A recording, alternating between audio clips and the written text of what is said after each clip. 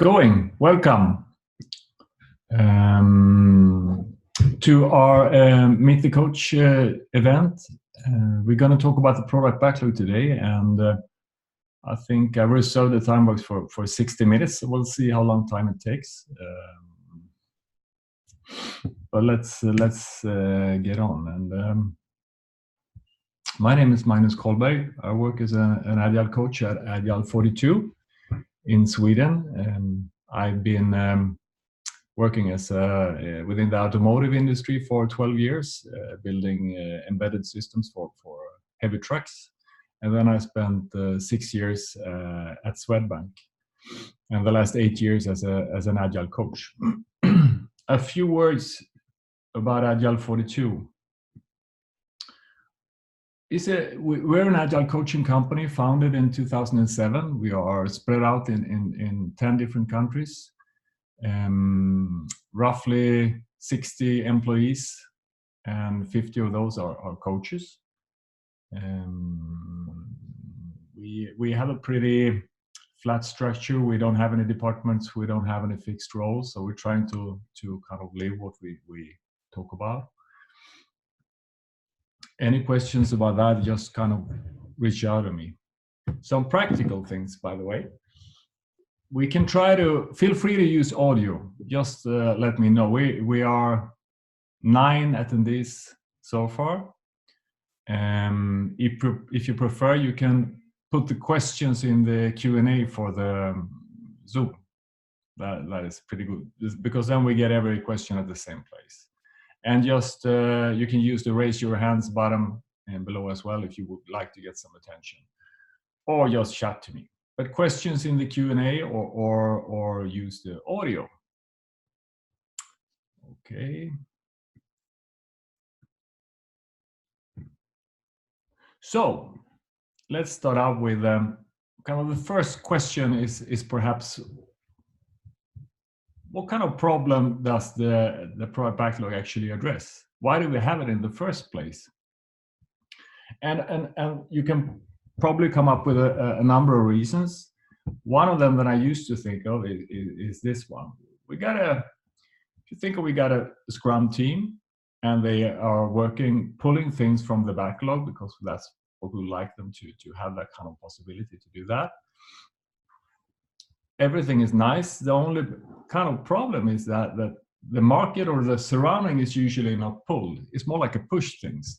We get regulations from the outside. We get new technologies coming up, making competitors create new fancy features for the users. We get ideas from outside or from stakeholders as well. So that is much more like a push thing. So I usually see it as kind of, the backlog helps us to enable pull within a push environment. Another reason would be that basically we have too much to do. I mean, if we didn't have that much to do, we wouldn't need to prioritize or order the things. But if we have more things to do than we have capacity, then we need to figure out which is kind of the most important thing to spend our time on. So those are the two things that I usually think of when it comes to the problem we are trying to rise. Okay, let's see. And I'm gonna jump a bit into different kind of characteristics of a good product backlog and what that might be. And I usually use an acronym called DEO for that. And I'm gonna step them through one by one, starting with the first one, which is detail appropriately. And that means that the top of the backlog is kind of the things that we 1.5 sprint ahead would like to be ready to be pulled by the team. So this needs to be in pretty good shape, otherwise that doesn't work. A bit further down in the backlog, 2-3 months perhaps of work ahead. The larger chunks, not necessarily that fine grain, they are bigger for the uncertainty kind of increases, so the size of the items becomes bigger and bigger when we go down. And far down here at the bottom, it's more like directions. They help us to provide a direction for kind of where we're heading to.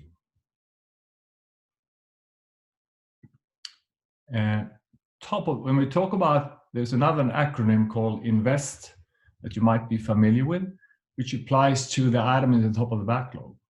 And we would like all the items to be in the top of the backlog to be kind of invest, meaning that they are independent from each other. You can kind of move them around up and down, and it doesn't matter. They are negotiable in that sense that we can cut this one, a piece of that one out, and just do one piece and scrap the other one, or wait with it for later. They provide value. They are possible to estimate by the team. They are small enough to fit into a sprint, and testable as well. So those are kind of mainly concerning the top of the backlog. It usually fits pretty well for the teams kind of ready to be pulled. They might have other things that they consider, of course, important for a team to be able to pull the items into kind of their planning. Okay. Then we got emergent. And if we think of it like the backlog represents our current best thinking, and it's constantly changing. I mean, as we learn new things, new backlog items are added to the backlog. They might be removed. We might split them or change them or rephrase them. So it's kind of living, more like a living artifact. And jumping to order, the last one, is kind of ordering it in some sense. And I use the word order because I prefer that one before prioritized, because prioritized is kind of not really good enough in some circumstances, because there might be several priority 1 or 70 priority 2. Why ordered is a stronger one. There can only be 1, 2, 3, 4, and that kind of thing. So therefore I prefer the order instead. And a couple of factors that we need to consider when doing this ordering of the backlog is kind of business value. Does it provide any business value? What is it? User value, learning value. If we're doing this, we learn something that will help us in the future. Time to market might be a market window that we need to catch before Christmas. We need to get the game up before Christmas, otherwise we lose a lot of market shares. The cost or effort of building it, and strategic alignment. We might do something that we feel are beneficial to grow the customer base in a certain direction, or risk mitigation. All those things are stuff that a product owner needs to kind of consider in order to make a good order of the backlog. The trick is with business value is that we can say a couple of things. If you think of a product that you buy off the shelf, you go to the store and buy it, you know the price of that one. So after some time, you can see how many of those items you sell, and you can kind of calculate the value of that one. Same thing if you have a contract, if you fulfill that contract, you get a certain amount of money. So it's also kind of predictable. The tricky thing with product development and in the majority of cases is that it's more like relative business value. So is this one more valuable than that one? So it becomes like a guessing game, everything. And therefore, we need to figure out, we don't want to base our order on gut feeling. We would like to try to base it on fact as much as possible. So if we have a great idea, or someone has a great idea, and we put it into the backlog when we're trying to develop it, we should assure that to validate our assumptions that this is a really good idea. And by doing that is to put something in the hands of the users or customer to see how does it change their behavior in the direction that we want to. Do they like it? Does it provide value? But before that, it's strictly speaking, it's a guess. And I think that is kind of shortening the feedback loop to the users and customers is extremely important from that perspective. There might be another acronym that you've heard of, which is DEEP, deep. And it stands for detailed, appropriately, again, emergent, estimatable, and prioritized. And I prefer DEO for the reason when I told you about prioritized, or I prefer order before priority. Same goes for estimations. I mean, the whole backlog probably doesn't make sense to estimate. It's usually enough to estimate the top of the backlog and a bit further down, which kind of is your first release or something like that. And also the accuracy of the estimates goes kind of in the roof when you go down. There's so much uncertainty. So it's in many cases it's waste to do that. Any questions so far?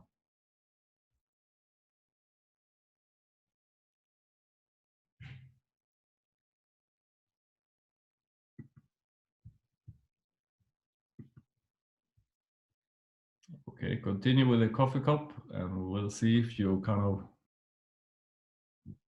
something pops up. If we then move to, of course, we need to get that top of the backlog in order somehow, and which we typically call refining the backlog. Is an activity.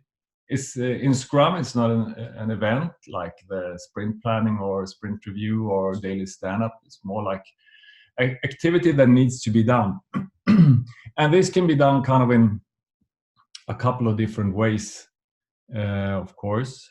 But the thing is that yeah, we can look at that first. We got two main approaches for refinement, and that will be to have weekly workshops. I mean, you spend 1-2 hours every week looking at backlog together with the stakeholders.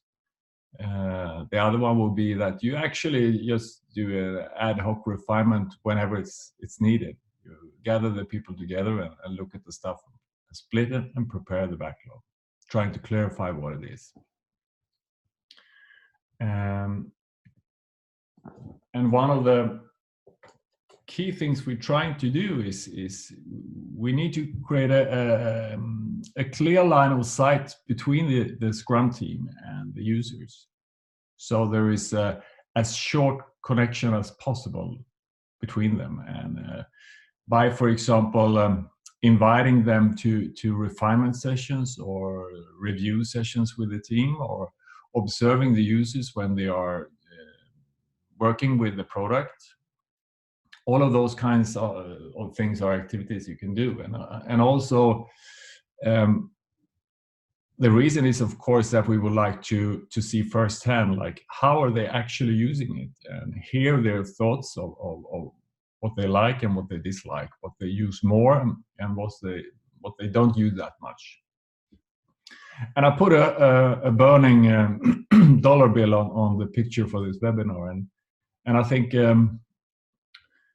if you think of it, if we have a big opportunity that the one or several teams are working on to kind of accomplish, and usually it's not the first thing.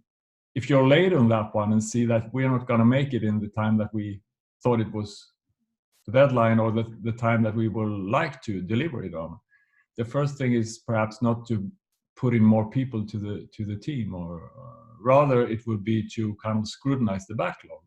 Because if we are able to cut out only the most important stuff, the stuff that the users and customers really, really want, then usually a lot of stuff falls out of the backlog, and abracadabra, we had a faster delivery time. So that's scrutinize the backlog, or we are delivering stuff that users and customers actually don't want. The risk for that is kind of high. And again, create a clear line of sight to the user and customer is a good thing, because then you get faster feedback and shortening the feedback loops.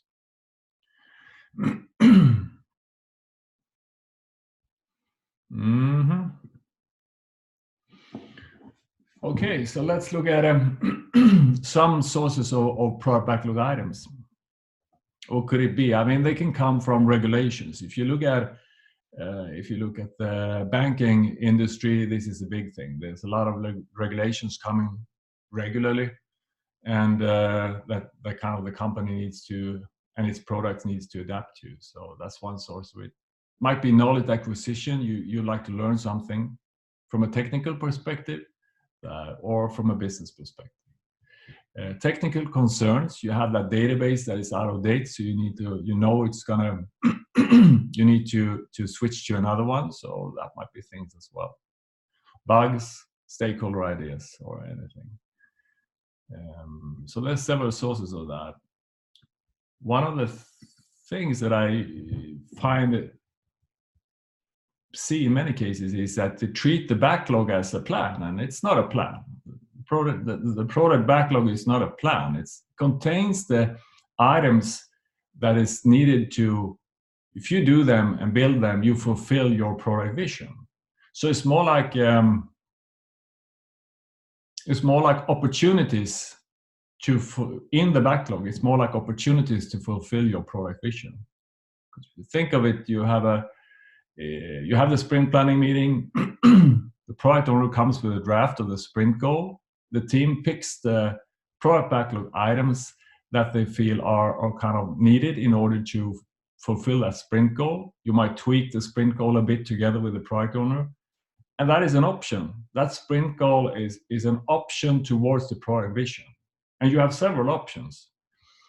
So when it becomes a plan, there's a risk that you fail on something, or something doesn't get delivered and the plan breaks. So I think it's a better way to look at it as a bunch of options in order to kind of reach your product vision instead. Which is, by the way, a thing that many companies are struggling with, because the product vision is a bit weak or actually not present at all. But that's another story. We can save that for some other time. Some anti-patterns of our product backlogs, and you can probably come up with a bunch more of this. And I gotta give you a couple of hypotheses what the reason might be behind those anti-patterns and possible solutions. And this is a bit of thin ice, because of course there might be multiple hypotheses depending on the context, and there are multiple solutions. But I'm just gonna give you a few of them so you can reflect a bit. And starting up with the first one, which is the one here, the pink one, it's too granular. You got a backlog which is sliced all the way down, far down. And well, one consequence of that is, of course, you're producing a lot of waste, because if you're starting to change things, well, you have spent time on things that it doesn't make sense anymore. The other problem with that is, if you have spent time and sliced the backlog this detail for a far way down in it, there might be a bit of reluctance to kind of do changes, because you have already invested that time. So you really want to change it, then you need to throw things away and kind of take that waste, which it might be that you're reluctant to do that. So that's not a great thing as well. Might be a consequence of that it's viewed upon as a plan. And some possible solutions would, of course, be to try to apply more just-in-time refinement of that one. Working at the top and let go of the things, let the things down emerge up instead, as you learn. But that would also imply that you kind of improve the communication between the teams and the users, like the clear line of sight. Because then you will get feedback from actual users that the stuff you have here is not that important. This is the things we want, or that is the thing we want, and then you move that upwards. So that is one way of looking at it. Let's look at another pattern. Well, if you have this one, it's unordered. Well, the consequences of that is, well, we might be building the completely wrong thing. It might be indication that your product owner is not that empowered, and also that you actually lack a product vision, or if it's extremely weak or not communicated. So if one feels like this might be kind of the case, try out to have a prioritization workshop together with the stakeholders, or review the product vision and see what it actually is, and then check the items in the backlog towards that vision and figure out which is the most important one. So it's about like setting up a hypothesis of what you think. You do an observation, it's not ordered. You set up a hypothesis of what you think the reason might be for that, and then you try out some kind of possible solutions to try to verify those assumptions if you were right or wrong. If you were wrong, you go for something else to see if that sorts the thing out. That is kind of the approach that is but it's a good thing to try and do on many cases, because what you think is the right solution might just not be that. Then we have a famous one. We got it. This one, it's too big. If you got a backlog which is like never ending, the last talked to a customer some time ago, and they have items of I think it said 2,000 items in the backlog, and who can keep track of that? It's impossible. So as a product owner, you perhaps can kind of, as a human, you can catch 100, 150 items maximum in the backlog. Otherwise, you lose track. So you should be able to spot like that kind of item is in the middle. You should know roughly where they are and what they are about. And then in order to have that kind of feeling, 100, maximum 150 would be the case. Otherwise, your cognitive load will blow in the roof. So, and there is a simple, of course, answer to this. It's just to throw them away. Start building a new backlog and move the stuff over there which is relevant. But actually, you need to kind of also take care of the flood coming into the team. It might be that there's a never-ending kind of loads of requests, which is much, much, much bigger than the capacity of the team. So starting to kind of say no to things. And here comes the product vision again, because it's kind of, you can say, nope, ain't gonna do it, which might sound a bit harsh. Or you can say, put it as a question instead. How do you think this idea that you come with, how do you see that it fits with the product vision?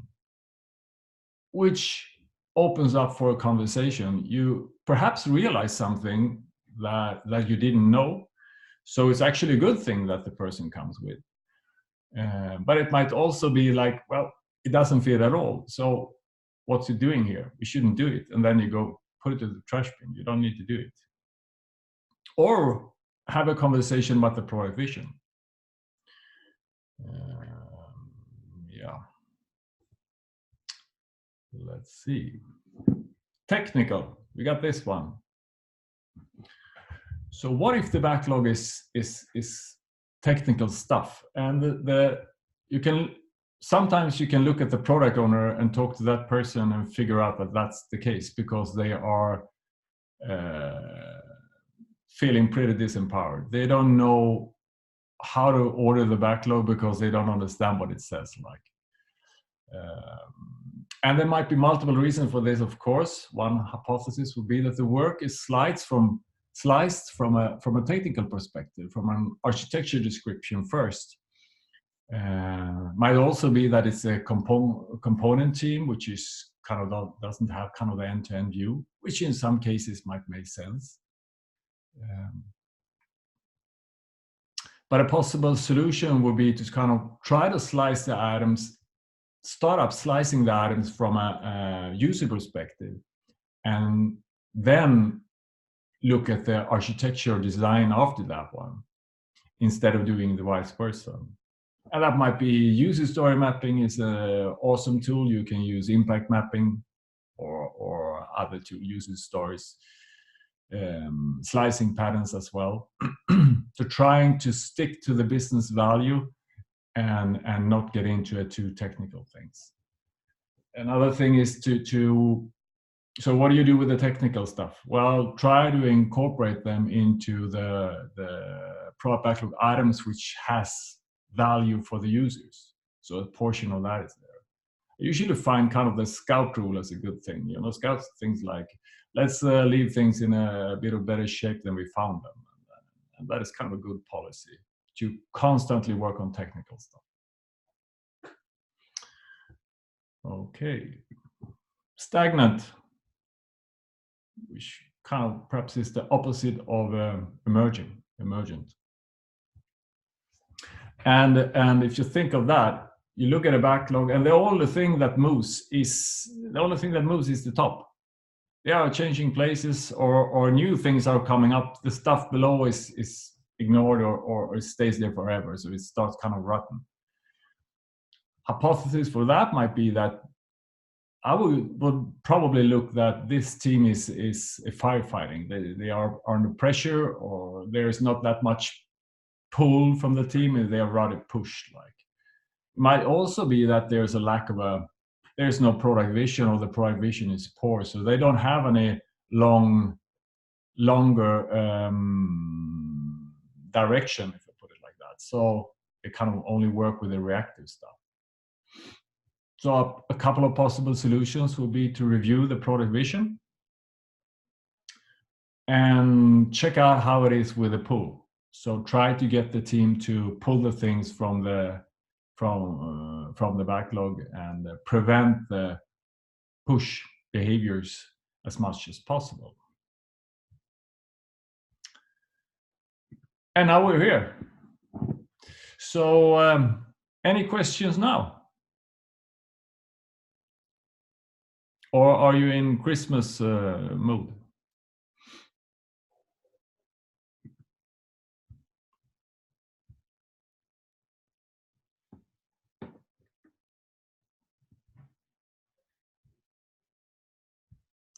I usually try to count to 8. That works better when we are together in a room. Count to 8, that's kind of too long to kind of for anyone to stand. So usually something pops out, but I don't think that works here. So I just sit here and wait for a little while, see if you have any questions. I got a questions for you, by the way. Oh, here comes something. Let me see.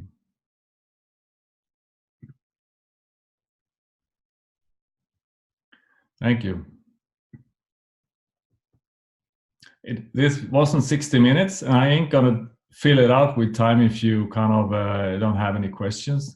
One thing that strikes me, which might be valuable, is reflect a bit on the, if you go back to kind of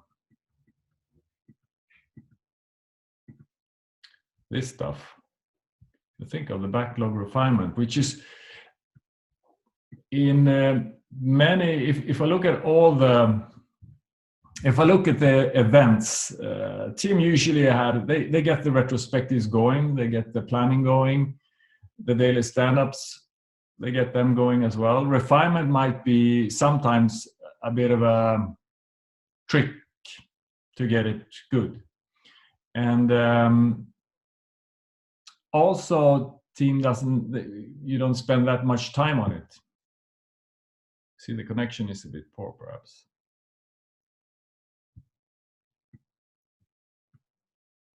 So if you look at the Scrum guide, they provide some guidance. Okay, let me see.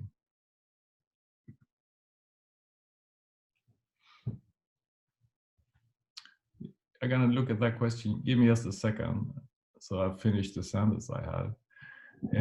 Scrum guide talks about that the team should spend the maximum 10% of their time in backlog refinement, which is usually much more than I see ordinary teams normally do. It's pretty much. And they say maximum, just kind of, you shouldn't spend loads of it, because then you're refining the stuff far down. So you prevent trying to keep the just-in-time thing. But it might be a good rule of thumb to think, okay, how much time do we spend on the backlog refinement?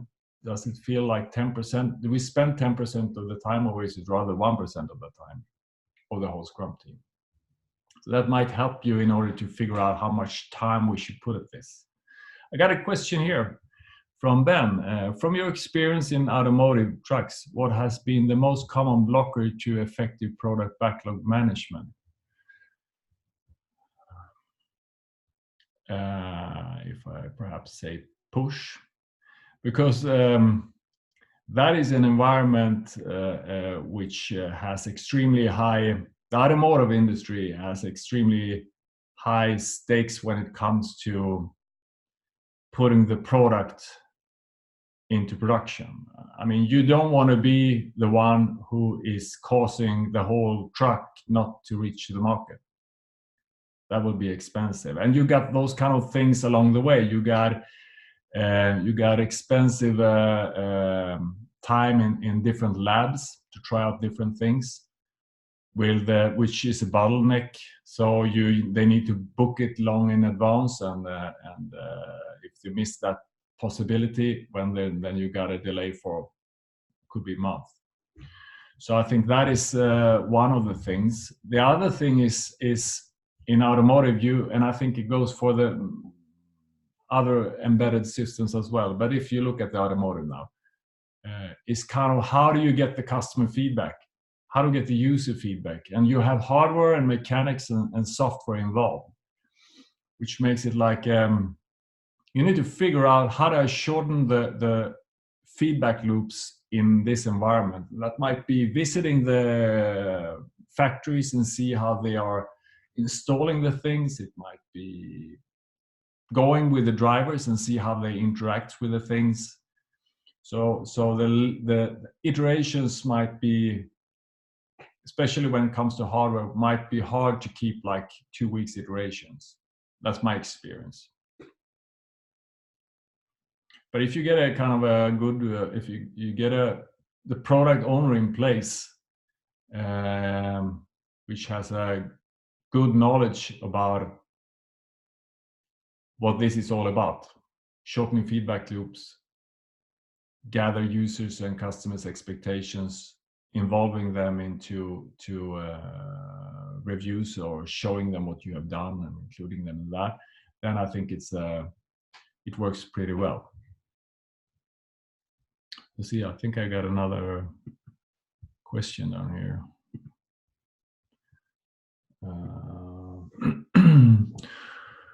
What to do when the backlog is too big and clean? It is so difficult.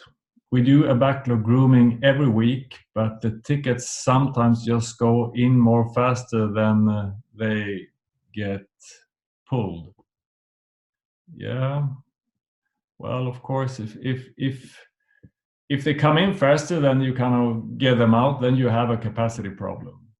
And perhaps the problem isn't the capacity. It's like the stuff that comes in is everything necessary in that one. Might be a capacity problem, so you actually need a bigger team or more teams. But also mean it could be like if you got bugs coming in, or if it depends on the things that comes in, because if there are quality things that comes into your stuff, bugs reported, well then perhaps one should dig in to try to prevent the bugs to coming in the first place. So it's kind of hard to get out. If that's the firefighting mode, it might be hard to get out of that place. But working constantly with automation or to trying to kind of improve on that usually helps out a lot. Otherwise, there aren't that many. If those doesn't match each other, I think there isn't that much to do more than to kind of scrutinize is what of all those things that comes in is the most important things. I think the other reason for the backlog is that we always have too much to do. It never ends. Like I never seen a backlog which is empty. Well, if you kind of close down the product, but otherwise it's just kind of more stuff coming in than goes out. So the trick is kind of how to find the most valuable stuff. That is, I think, as much as I can say without digging more into the context. I hope it helped out some. let's see here. Okay. What qualities should a good product owner have? Got that question. I think as this is extremely much, the product owner role is extremely much about collaborating. It's about collaborating with the stakeholders to figure out what they want together with the team. Collaborating with the team so that they you can refine the backlog, make them understand, connect the team together with the stakeholders directly, so you don't have to spoon feed them. So communication skills will be and negotiation skills will be probably good things to do, and extremely passionate. I mean, if you need that product vision and you really want it, then I think people are just you work with what you have. Like, some people are more outgoing, which might work very well for them. Other people are not that outgoing, but still it works. So finding the qualities you have as a product owner and use them. I though think you need to be a bit brave and not afraid to if you're gonna say no, every time you say no, you're in for a conversation. So you need to be able to stand for that and be a good listener. Got another question from Ben. Have you experienced challenges when onboarding other teams or colleagues who are more familiar with other methodologies than Scrum? Yeah. If so, how did you get around that? Well, if you have a team, which depends on the team dynamics and also on the team's knowledge or how long they have been, how confident they are in the agile methodology or agile practices that they use. If they are confident with that, they have worked with it for a long time, you have a good team dynamics, onboarding new people are usually easy, because then the team can bring them on and help them to teach them in that and mentor them in that.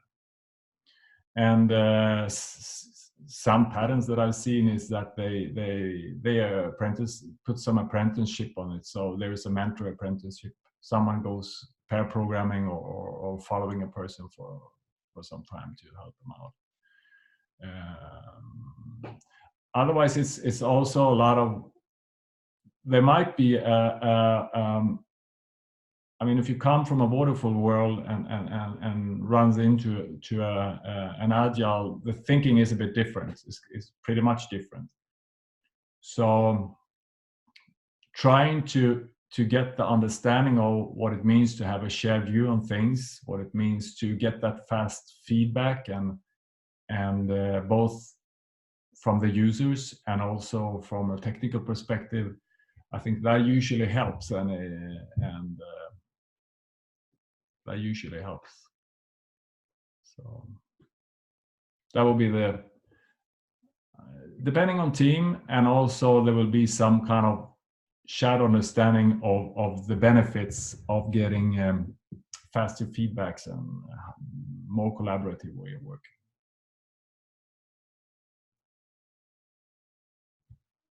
Mm-hmm.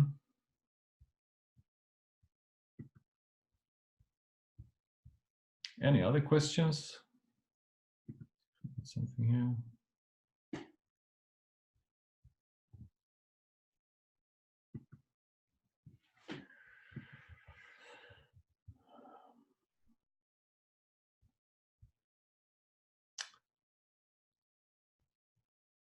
Okay. Then it's just what's left for me is to wish you a fantastic Christmas. Hope you found this interesting, and Happy New Year. And thank you very much. Hope we see you next year again. Bye-bye.